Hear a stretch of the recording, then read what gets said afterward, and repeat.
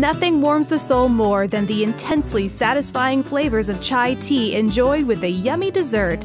In the mixing bowl of a stand mixer fitted with a paddle attachment, combine coconut oil, honey, sugar, vanilla bean seeds, baking soda, salt, and spices. Beat on medium speed until well blended. Add 1 cup of the flour, mixing just until incorporated. Add the remaining flour in 2 more additions, mixing well after each. The dough should be firm and hold together, but not crumbly. Wrap the dough in plastic wrap and refrigerate for at least 1 hour or overnight.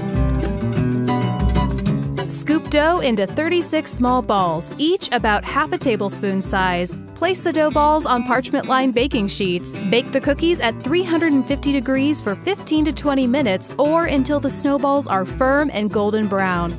Allow the cookies to cool slightly on the baking sheets. Once cool enough to touch but still warm, roll each snowball cookie in powdered sugar to coat. Let the cookies cool completely on parchment-lined baking sheets.